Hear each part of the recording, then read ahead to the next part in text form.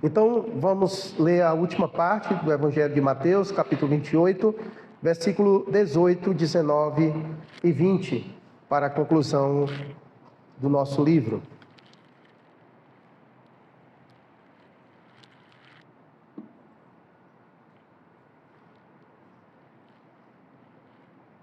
Como nós não estamos hoje com o projetor, então você fica à vontade aí. Eu vou ler na versão NVT.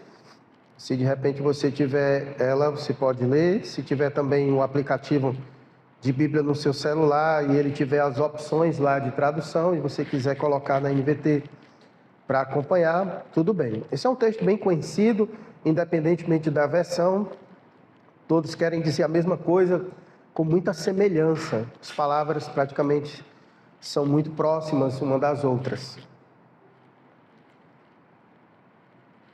Diz assim a palavra de Deus: Jesus se aproximou deles e disse: toda autoridade no céu e na terra me foi dada.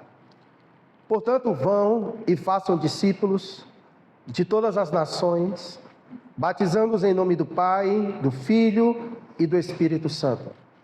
Ensinem esses novos discípulos a obedecerem a todas as ordens que eu lhes dei.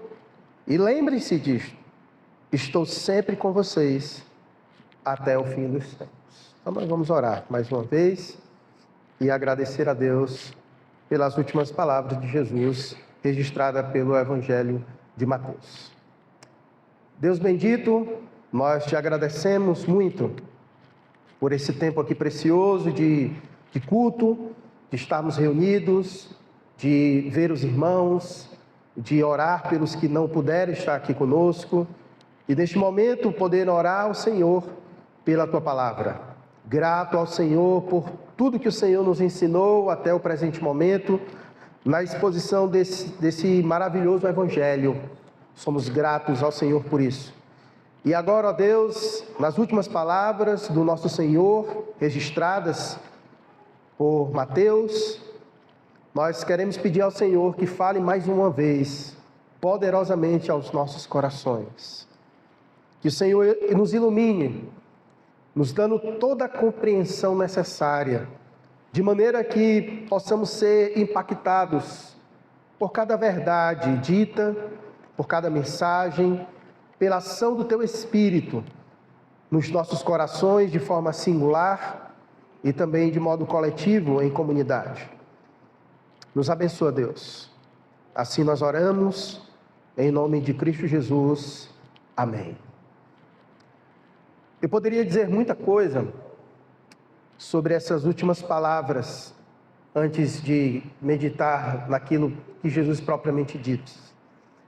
A primeira coisa é que as últimas palavras de alguém sempre devem ser consideradas. O contexto, você já bem sabe, Jesus morrera e ele ressuscitou ao terceiro dia. E ele encontrou com as mulheres que foram visitá-lo ao túmulo e ele deu uma mensagem para elas, que elas avisassem aos demais discípulos e que eles fossem para o lado da Galileia, onde ali ele iria encontrar com os demais discípulos. E ao encontrar-se com eles, Jesus então disse o que nós acabamos de ler. Portanto, foram as últimas palavras que Jesus disse aos discípulos, registradas pelo Evangelho de Mateus. Então, já deveria ser considerado porque foi dito pelo próprio Cristo. Então, certamente tudo que Jesus diz é importante e requer a nossa atenção. Mas como se trata também das últimas palavras, requer uma atenção especial. Porque Jesus estava para ser assunto, para subir, para estar com seu Pai, e aqui é uma forma, de falar de subir e descer. E naquele momento, era o momento então de suas últimas palavras, e ele poderia ter dito muitas outras coisas, mas ele disse o que disse. Por isso, a relevância das últimas palavras. Porque quando se quer dizer últimas palavras pessoalmente para alguém, você pensa, você pondera, Você avalia o que vai dizer, porque todos nós sabemos que quando nós fazemos a leitura de um livro, geralmente as primeiras páginas ficam esquecidas e as últimas ficam mais fáceis de estar na lembrança. Assim também é quando você assiste um filme e que a pessoa está prestes a morrer e nas suas últimas palavras, balbuciando aquilo que ela diz, foram extremamente importantes, porque em suas últimas palavras, ali para morrer, ela disse o que tinha de dizer, dentre muitas coisas para se dizer. Suas últimas palavras eram consideradas. Portanto, aqui, dentro do contexto, as últimas palavras, elas têm uma impressão, elas têm uma relevância que deve ser considerado por nós. E Mateus, então, registra elas como as últimas palavras do Mestre aos seus discípulos. Por isso, a grande relevância para nós ao estudar esse evangelho tão precioso. Pois bem, vejamos então as últimas palavras registradas de Jesus aos discípulos. Vamos verso por verso. Versículo 18.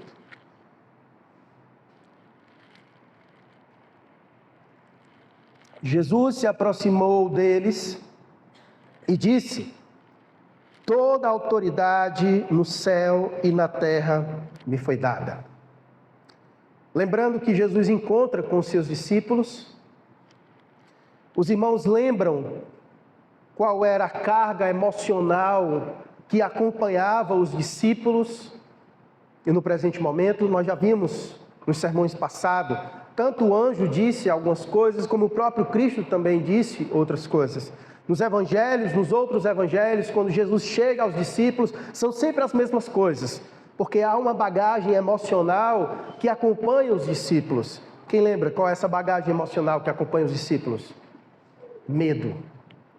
Medo é uma bagagem emocional que acompanha os discípulos no presente momento. Por isso que o anjo disse: não tenham medo. Jesus depois disse para elas: não tenham medo.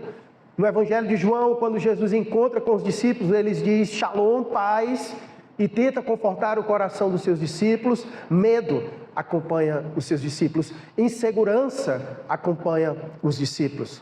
Por isso que quando Jesus encontra os seus discípulos, o versículo 18 diz que Jesus se aproximou deles e disse: toda a autoridade no céu e na terra me foi dada.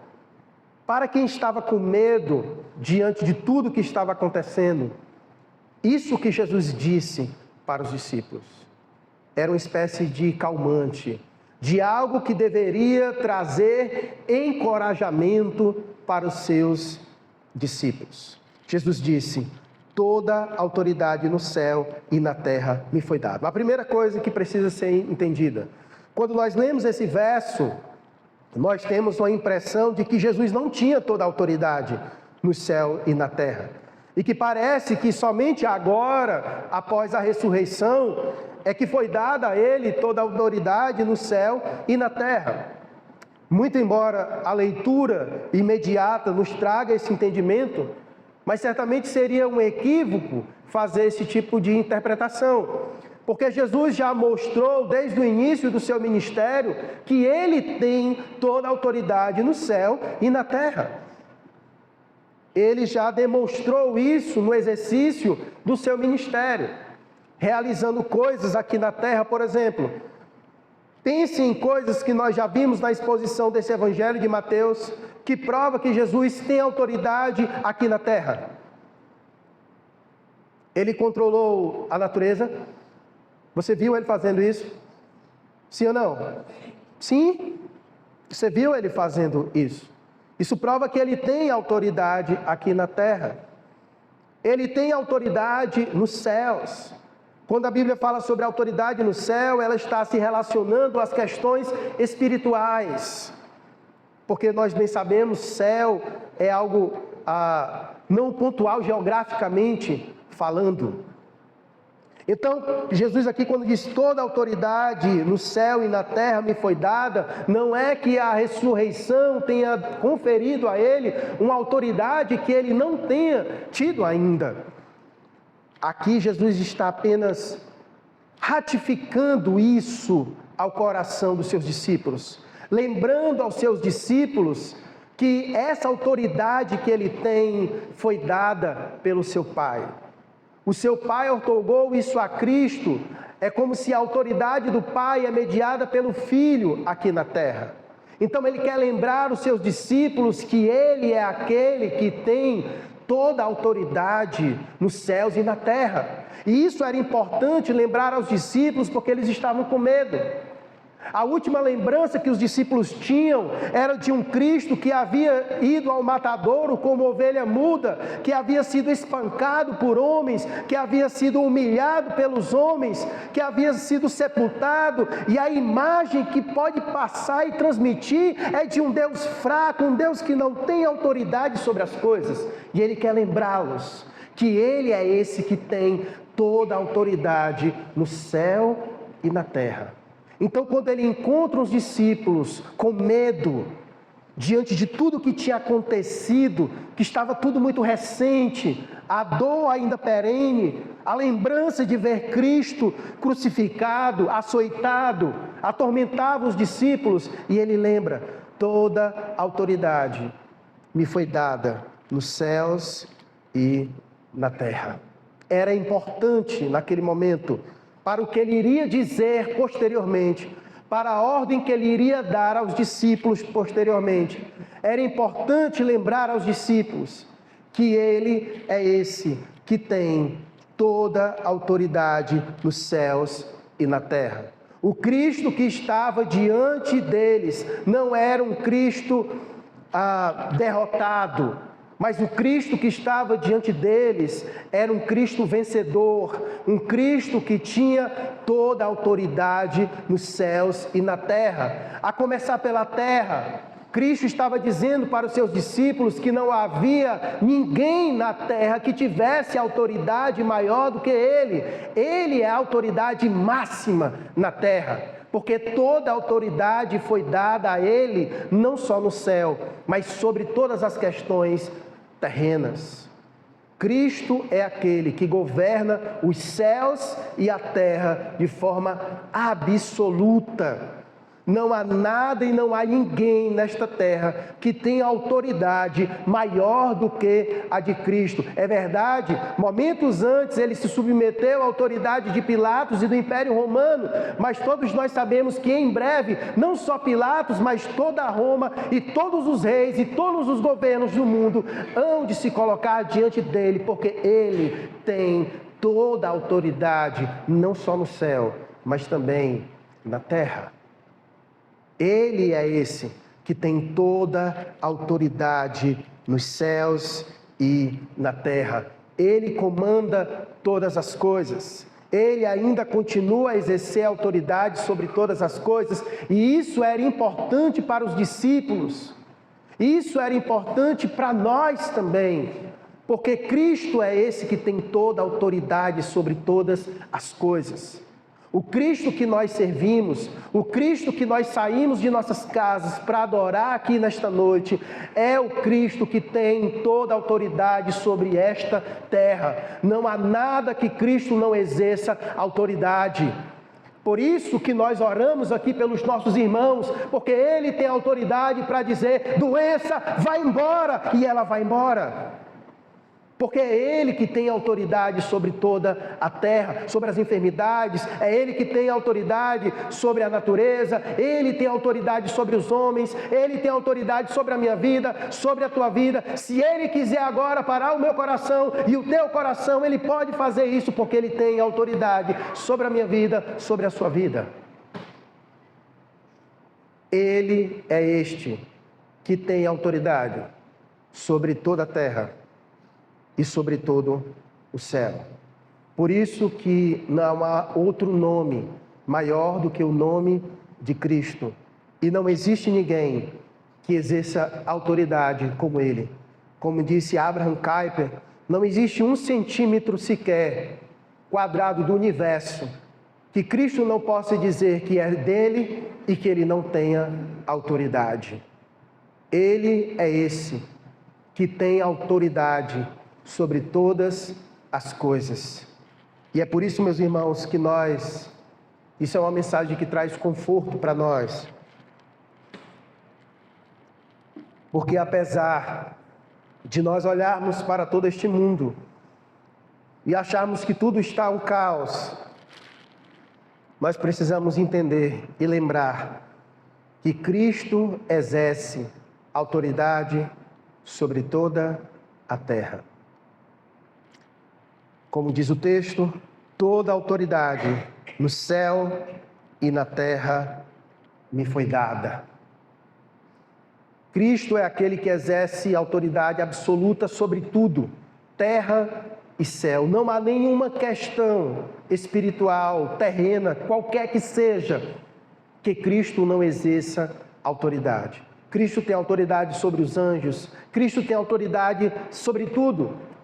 Ele é a autoridade máxima e por isso que ele é digno de ser louvado e de ser adorado. Por isso o texto começa dizendo isso, que ele se aproximou dos seus discípulos, temerosos, com medo, tímidos, por tudo que tinha acontecido. E ele fala isso para eles. Toda autoridade no céu e na terra me foi dada. Por isso que o versículo 19 começa com portanto.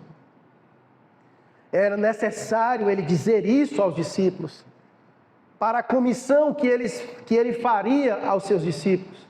Era importante os discípulos entenderem que Cristo é esse que tem autoridade sobre todas as coisas, para aquilo que ele estava para comissioná-los, para a tarefa que ele estava para dar para eles, que ele tinha para dar para eles. E por isso o versículo 19 diz, portanto, com base nisso, qual é a base, qual é o fundamento? Cristo tem autoridade sobre os céus e sobre a terra. Com base nisso, versículo 19, vão e façam discípulos de todas as nações, batizando-os em nome do Pai, do Filho e do Espírito Santo. É com base nessa estrutura, é com base nesse fundamento, o fundamento que Cristo tem autoridade nos céus e na terra, é que Ele nos manda a fazer uma missão.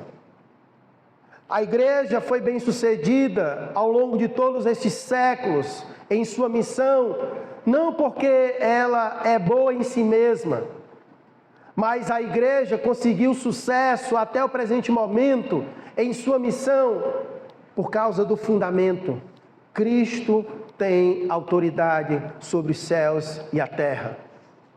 O mundo não conseguiu parar a igreja, porque foi Cristo que mandou ela ir, foi Ele que mandou ela avançar, e a igreja avançou não na autoridade dela mesma, mas ela avançou na autoridade de Cristo Jesus. Por isso que as portas do inferno não podem prevalecer contra a igreja, porque a igreja não vai no nome dela mesma, mas a igreja vai no nome de Cristo, na autoridade de Cristo Jesus. Esse é o fundamento de todas as coisas. Esse é o fundamento da igreja. Porque Cristo tem autoridade para sustentá-la, para governá-la. Todo o sucesso que nós temos é por causa da autoridade de Cristo. Quando você prega o Evangelho com que autoridade? Autoridade de Cristo.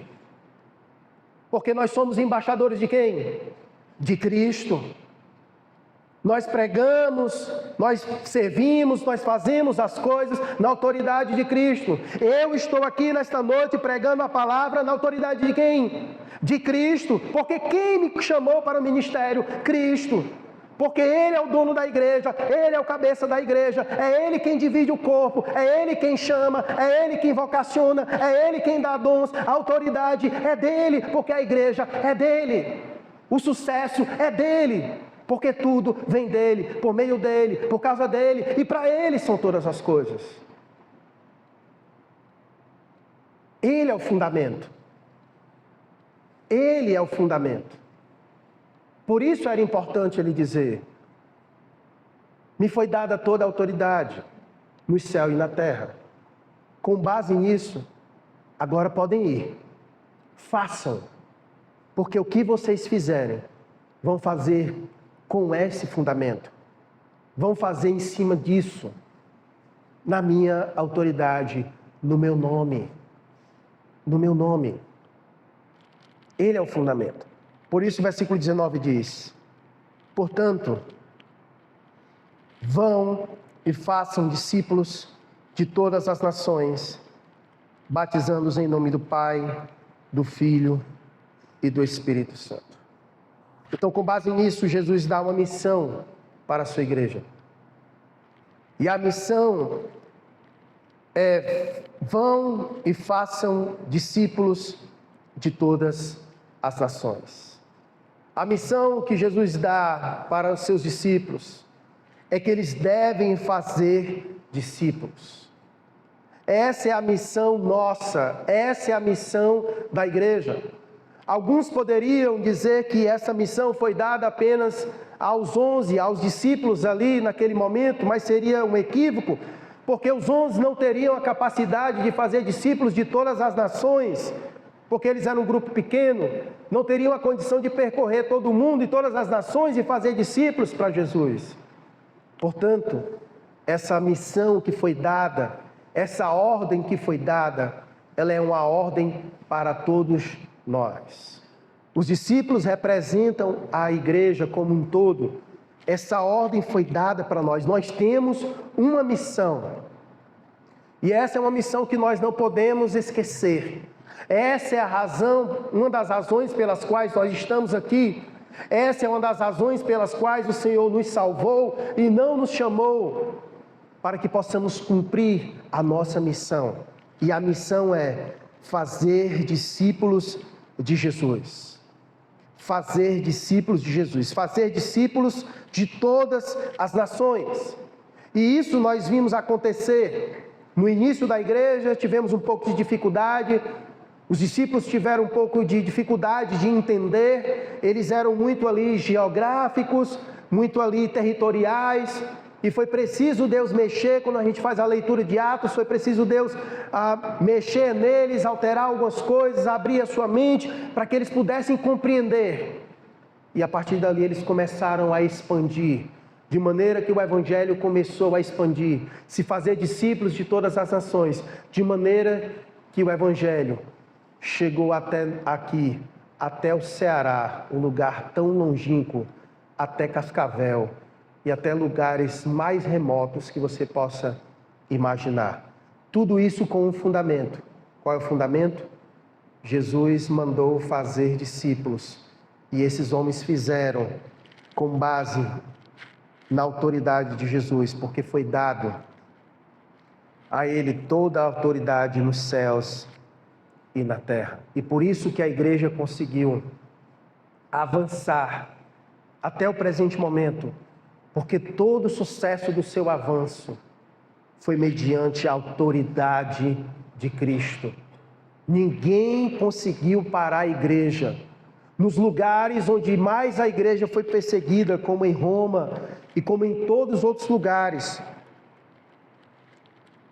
onde muitas vezes a semente do Evangelho era regada pelo sangue dos mártires, quanto mais a igreja sofria, quanto mais a igreja era perseguida, mais a igreja crescia. Porque ela vai na autoridade de Cristo. E nada pode parar ela. Nada. Nada pode parar ela. E todos esses homens foram motivados por isso. E pela ordem que foi dada. A ordem é: façam discípulos. E segundo o versículo 19, aqui o façam discípulos está no imperativo, é a ordem: façam discípulos de todas as nações. E aí ele vai demonstrar como podemos fazer isso de duas maneiras. No versículo 19, apresenta o batismo: façam discípulos de todas as nações, batizando-os em nome do Pai, do Filho e do Espírito Santo. O batismo é uma das maneiras de se fazer discípulos, não é a única maneira, mas é uma das maneiras de fazer discípulos de Jesus, é o batismo. Por isso que quando alguém se converte e ele é submetido ao batismo, não é algo que é inventado pela igreja, mas foi algo que foi ordenado pelo próprio Cristo. Façam discípulos de todas as nações e batizem essas pessoas em nome do Pai, do Filho e do Espírito Santo. Então o batismo, ele é uma introdução do indivíduo nessa comunhão com Cristo Jesus. Então todos aqueles que são crentes em Jesus Cristo, eles precisam passar pelo processo do batismo em ordenança, em obediência, porque Jesus deixou essa ordem. O batismo é como se fosse uma profissão de fé pública que demonstra que aquela pessoa, ela é um discípulo de Jesus Cristo. Por isso que todo discípulo de Jesus Cristo, ele se submete ao batismo. Então não é algo opcional, não é algo que alguém, eu não sei se eu quero me batizar. Você é um discípulo. Se você é um discípulo, então o mestre mandou que você se batize, porque para você se tornar um discípulo do mestre, você tem que se batizar. É um ritual de iniciação na sua comunhão com esse mestre. Por isso, o batismo. E desde então, a igreja tem feito isso ao longo de tantos séculos, batizando as pessoas em nome do Pai, do Filho e do Espírito Santo, certo? E é importante dizer que o batismo, ele é um ato de obediência, de ordenança. Não é algo que salva o indivíduo, mas é algo que faz parte do seu processo de discipulado, de se tornar discípulo de Jesus Cristo. Então, todo discípulo, ele passa por esse processo. Então, Jesus chama, ele comissiona os seus discípulos a fazer discípulos.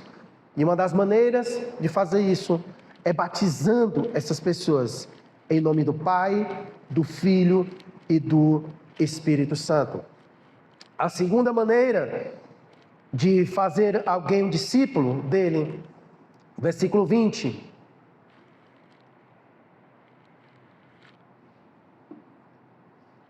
Ensinem esses novos discípulos a obedecerem a todas as ordens que eu lhes dei. Então perceba, faz parte do processo discipulado batizar as pessoas, e a segunda coisa que faz parte do processo de fazer discípulos é o ensino. Ensinem esses novos discípulos a obedecerem a todas as ordens que eu lhes dei. Faz parte do processo de discipulado o ensino, o aprender.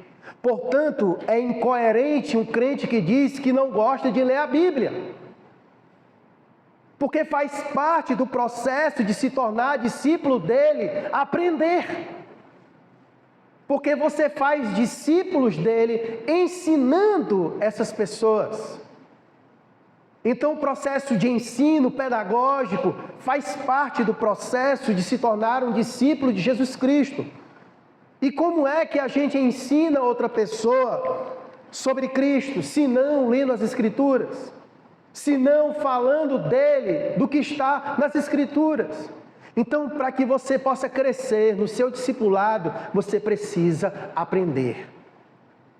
Portanto, nós precisamos abrir o nosso coração e a nossa mente e entender que o ensino faz parte do nosso relacionamento com Cristo.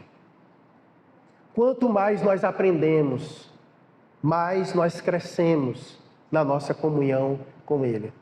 Faz parte, é do interesse dele que nós ensinemos os novos discípulos a obedecerem a todas as ordens que Ele deu. Por isso que faz parte nós estarmos aqui estudando, aprendendo, lendo. Nós fizemos isso durante 3 anos, abrindo o Evangelho de Mateus, vendo o que Jesus ensinou, o que Ele disse, meditando nisso, trazendo reflexões para a nossa vida, aprendendo, com o objetivo, como diz o versículo 20, ensina esses novos discípulos a obedecerem. Porque nós só vamos poder obedecer aquilo que Ele disse, se nós aprendermos o que Ele disse. Então, é pecado tanto por ignorância, por não saber, porque é nosso dever saber o que ele disse, como também é pecado a gente saber o que ele disse e não obedecer. Então, é nosso dever buscar saber o que ele disse. Eu sou discípulo dele, eu sou um discípulo de Jesus, ele é o meu mestre. O que diz o meu mestre? O que diz o meu mestre para mim? Eu vivo conforme as orientações do mestre. Fazer discípulo de Jesus é isso. É você tornar alguém pupilo dele. Ele é o mestre. E você pega alguém, ensina essa pessoa sobre o mestre. Você ensina essa pessoa sobre quem é ele, o que ele diz, os seus ensinamentos. E você ensina essa pessoa a viver em obediência a esses ensinos. Porque o versículo 20 é isso. Ensine esses novos discípulos a obedecerem a todas as ordens que eu lhes dei. Então, um bom discípulo é aquele que sabe o que o seu mestre ensinou e se esforça para viver em obediência àquilo que o seu mestre ensinou. Porque o desejo do discípulo é ser como o seu mestre. O desejo do seu discípulo é ser como o seu mestre. E por isso ele precisa saber o que o mestre disse para a minha vida. Então perceba que o ensino faz parte. O ensino faz parte. Por isso que há um incentivo muito grande de igrejas sadias, de igrejas bíblicas, com o ensino, com a instrução, para que as pessoas aprendam, para que elas cresçam, para que elas possam aprender sobre o que Jesus ensinou, para que elas possam viver em obediência. Esse negócio de que a letra mata, você já sabe.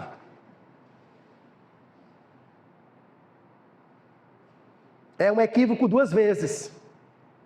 É um equívoco duas vezes. Primeiro, porque quando a Bíblia diz que a letra mata, ela fala da lei, que tem o objetivo não de salvar, mas de matar, de mostrar a nossa pecaminosidade, de mostrar o nosso pecado. E a lei não salva. Então não é esse o contexto em que ela fala. E o segundo equívoco é que, obviamente, a letra não mata. O que mata é a falta de conhecer as letras.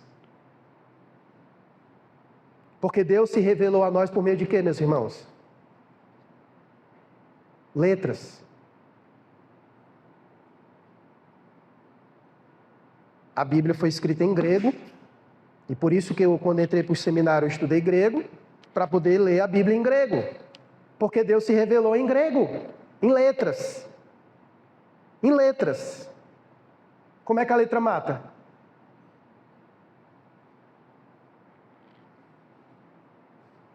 Um dos grandes benefícios da Reforma Protestante foi Martinho Lutero pegar a Bíblia e traduzir para que as pessoas pudessem ler. E criou escolas e universidades para as pessoas aprenderem a ler. Qual é a herança do cristianismo no mundo e na cultura? Escolas e universidades para que as pessoas aprendam a ler, conheçam a Deus, aprendam sobre Cristo e vivam em obediência a Cristo. Faz parte do discipulado. O ensino. Por isso, a ordem para nós é: façam discípulos. E aqui duas maneiras ele estabeleceu. O batismo é uma das formas de tornar alguém discípulo de Jesus. Conheceu a Cristo. Cristo agora é o Senhor da sua vida. Então você submete ao batismo. Por quê? Porque Ele mandou. Ele mandou. Então você é um discípulo dele, Ele é o mestre. E o que o mestre mandou? Se batiza. Então você se batiza. Porque se batizando você se liga a Ele nessa comunidade. E a segunda coisa, você deve aprender. Ensinem esses novos discípulos a obedecerem a todas as ordens que eu lhe dei. Por isso que nunca deve ser cansativo a gente ler a Bíblia. Porque quanto mais a gente lê, mais a gente sabe que ainda tem coisas para aprender. Para aprender. Eu passei 3 anos expondo esse evangelho. Se daqui a 3 anos eu venho expor ele de novo, nós vamos aprender mais coisas. É algo que você nunca vai poder dizer, eu nunca mais vou ler Mateus, porque foi 3 anos lá na igreja. Não tenho mais o que aprender. Não é assim.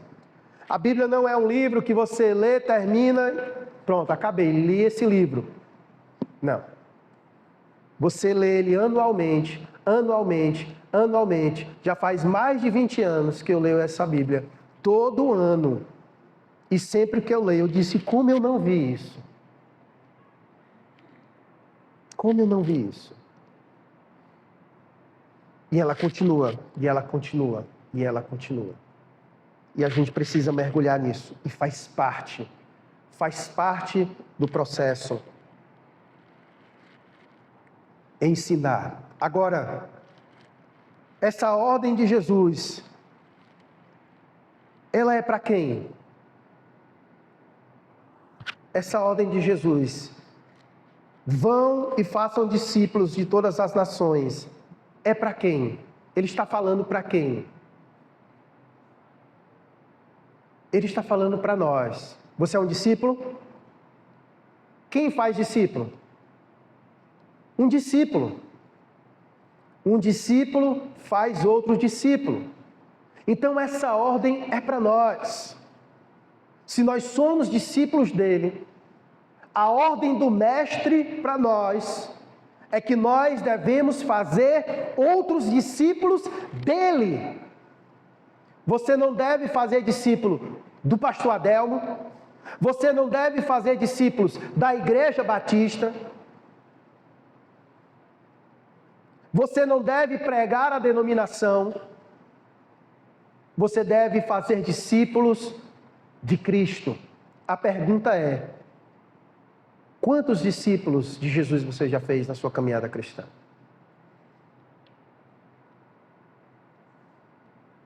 A pergunta é: quantos discípulos você já fez de Jesus na sua caminhada cristã? Se é uma ordem que ele está dando, esta ordem deve ser cumprida. Toda ordem não cumprida, ela tem consequências espirituais em nossa vida. Então, como discípulos, é nosso dever fazer discípulos. E não deve ser um pesar. Não deve ser um pesar em nosso coração fazer discípulo. Você ama Jesus? Com sinceridade, você ama Jesus? Você tem prazer em falar de Jesus para as outras pessoas? Você gostaria de ver outras pessoas amando esse Jesus que tu ama?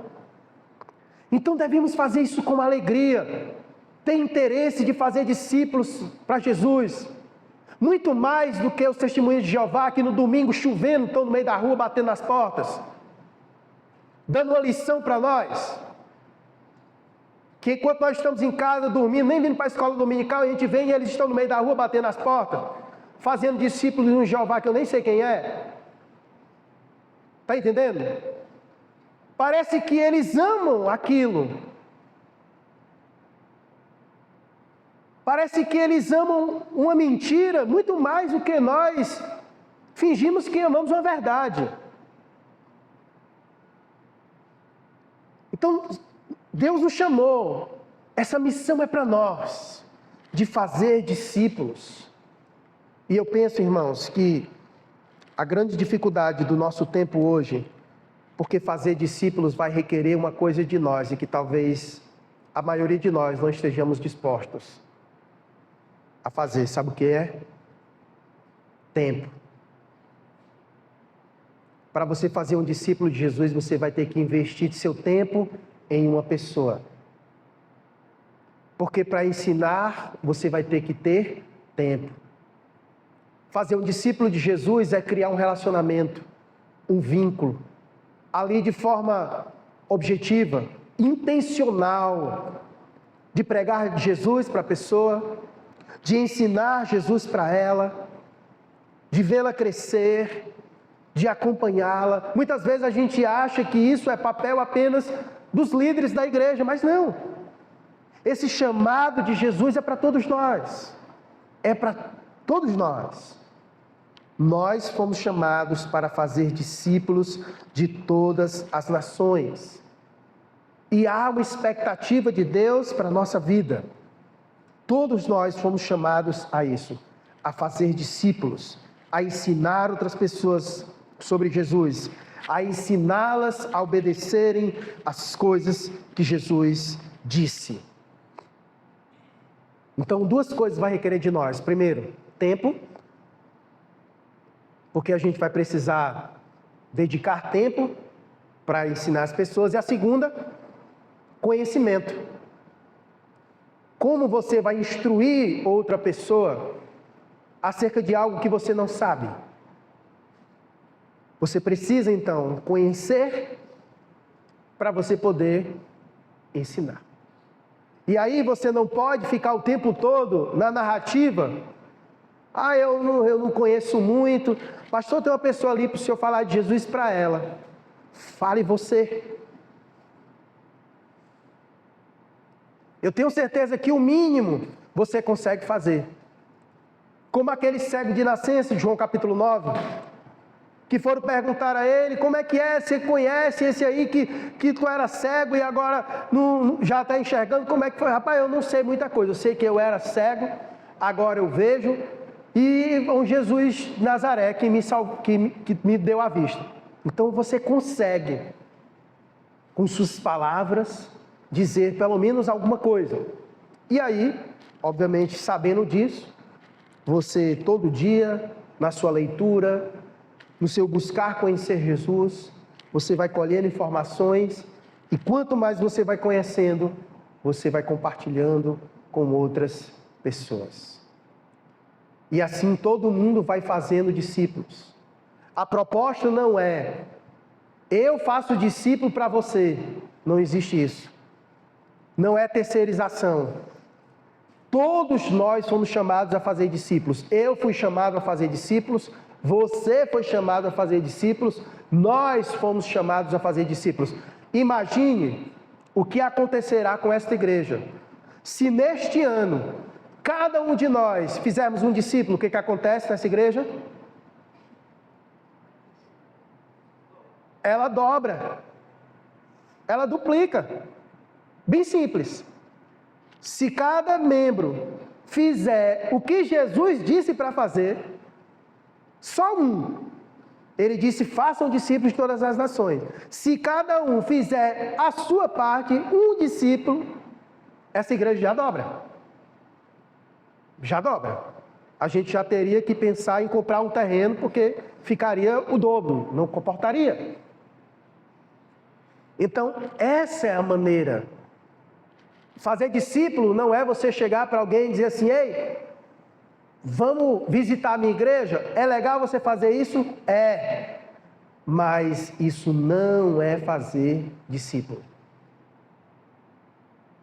Isso não é fazer discípulo. Como é que você pode fazer isso? Começa orando pela pessoa.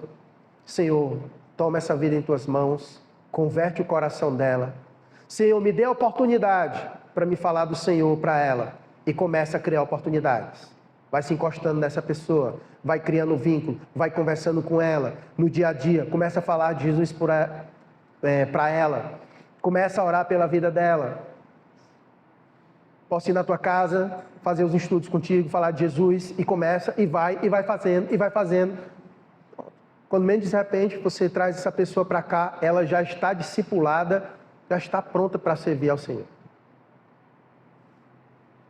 Esse é o caminho. Por quê? Porque todos nós temos que fazer isso. É um privilégio.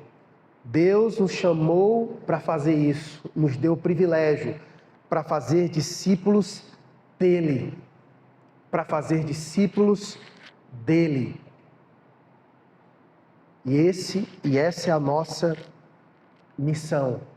Fazer discípulos de todas as nações. E desde então, foi isso que fez com que, irmãos, missionários saíssem da Europa e fossem para todos os outros lugares do mundo, inclusive chegar aqui no Brasil, enfrentar muitas dificuldades, pregar o Evangelho, com base nisso, na ordem que Jesus deu para elas, que elas deveriam fazer discípulos de todas as nações. Quem aqui conheceu a Cristo dessa forma? Alguém falou de Jesus para você, e ali da forma informal foi falando de Jesus para você, e ali foi um discipulado informal. Alguém aqui conheceu a Cristo assim? Se houver, só manifesta. Luana, pastor, minha mãe, Fabíola, algumas pessoas, né? Olha como funciona. Vai ali e a coisa vai, Deus vai trabalhando. Porque o discipulado é essa maneira bíblica de Cristo se tornar conhecido e de levar o Evangelho. Então, a ordem é: façam discípulos de todas as nações, batizando essas pessoas em nome do Pai, do Filho e do Espírito Santo. Ensine esses novos discípulos a obedecerem a todas as ordens que eu lhes dei. E aí vem a promessa. A promessa no final, que diz: e lembrem-se disso, estou sempre com vocês até o fim dos tempos. Essa parte do versículo todos nós conhecemos, né? É aquela parte do versículo que quando a gente está na pindaíba, quando a gente está nos momentos difíceis, né? A gente cita para outras pessoas, né? Olha, a Bíblia diz: eis que estarei convosco até a consumação dos séculos, né? Maravilha, é verdade, demais. Nosso coração arde em alegria e em triunfo em saber disso, né? De que, de fato, Cristo está conosco. E não há dúvidas disso, há verdade. Cristo está conosco. Ele prometeu, é uma promessa de que estaria conosco. E Ele está conosco, é Deus conosco. De fato, mora em cada um dos crentes e jamais vai nos abandonar. Jamais vai nos deixar. É uma verdade.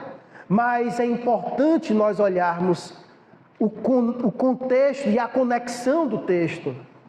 Ele primeiro dá uma ordem para os seus discípulos. Qual foi a ordem que ele disse? Vão, façam discípulos de todas as nações, batizando essas pessoas. E olha, quero lembrar vocês, vocês não vão estar sozinhos nisso. Quem vai estar com vocês? Eu estarei com vocês. Eu estarei com vocês até o fim dos tempos. Eu estarei com vocês até a consumação do século. Vocês não vão fazer isso sozinhos. Eu estarei com vocês para que vocês consigam fazer isso. Então ele dá a ordem e não nos deixa sozinhos. Ele diz: eis que estarei convosco até a consumação do século. Eu estarei com vocês até o fim dos tempos. Então é nesse contexto em que Jesus diz que está conosco. Então, quer sentir Deus mais perto de você? Faça discípulos. Porque é quando nós estamos fazendo discípulos que nós lembramos da promessa: eis que estarei convosco. Eis que estarei convosco. Façam discípulos, eu vou estar com vocês. Ele não falou assim, não: olha, morre de trabalhar na tua vida, que eu vou estar com você. Ele não disse isso. Ele disse: faça discípulos, que eu vou estar com você até o fim dos séculos. Foi isso que ele disse. Foi isso o que ele disse. A promessa é: eu vou estar com você. Se você cumprir o que eu lhe ordenei, faça discípulos. Faça discípulos, que eu, a promessa, vou estar com você até o fim dos tempos. Até o final dos séculos eu vou estar com você. E desde então, meus irmãos, a igreja tem experimentado essa maravilhosa presença de Cristo em nosso meio, quando nós nos reunimos para cumprir a nossa missão. É por isso que a igreja triunfa, porque quando ela cumpre o seu propósito, quando ela se dispõe a obedecer a ordem do Mestre, ela não está só, ela vai na autoridade dele e ele vai presente com ela, porque ele disse: eu vou estar com vocês. E por isso que a igreja triunfa. Por isso que ela triunfa, porque ele está no meio, junto. E a igreja vai triunfando, cumprindo, obedecendo as ordens dele. Então, resumindo, irmãos, aqui, as últimas palavras dele para os seus discípulos. Ele aproximou-se deles e disse: toda autoridade nos céus e na terra foi-me dada. Com base nisso, agora vocês vão cumprir uma missão que eu vou dar para vocês. E a missão é: façam discípulos de mim.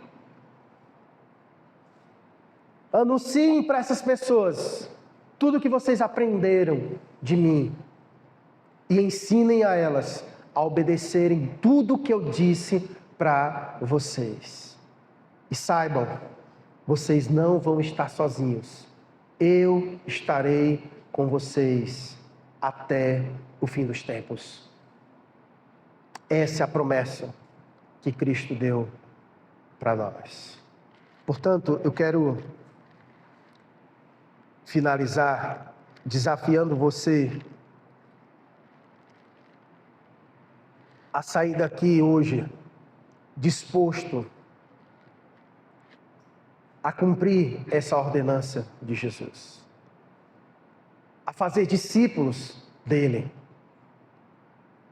Todos os dias, Deus tem nos dado pessoas e oportunidades. Não sei quanto tempo você já trabalha no ambiente em que você trabalha. Não sei há quanto tempo as pessoas que você lida com elas todos os dias está ali disponível diante de você. Mas saiba, ali é o lugar que Deus quer usar você. Seja no trabalho, seja na família, seja em qualquer outro lugar. Nós precisamos acordar todos os dias, sabendo que nós temos uma missão. A nossa missão não é simplesmente acordar, vencer mais um dia de trabalho e dormir, como se a vida se resumisse a isso. Não. Deus nos deu uma missão muito maior, muito mais gloriosa do que essa, de ganhar almas para Ele, de fazer discípulos dele. E isso deve ser o que deve nos mover ao acordar todos os dias pela manhã. Senhor, me dá a oportunidade de testemunhar do Senhor e de fazer discípulos do Senhor. Então, eu não sei quem está vindo na sua mente, mas já já nós vamos orar, e quando a gente for orar, que Deus coloque uma pessoa na sua cabeça, que talvez tenha acesso, você tenha acesso. Que tal começar por esta pessoa, de pregar o Evangelho para ela, de torná-la um discípulo de Jesus Cristo, de investir na vida dela, porque há uma missão para nós, há uma ordem de Jesus, de fazermos discípulos de todas as nações. E Deus nos chama para fazer isso. E disse que estaria conosco para que a gente possa fazer isso. Se nesse ano, cada um de nós cumprirmos a nossa missão, pelo menos uma vez, esta igreja dobra a quantidade de pessoas. E se no outro ano fizermos isso mais uma vez, e se a cada ano nós fizermos isso, que tamanho não vai ficar essa igreja?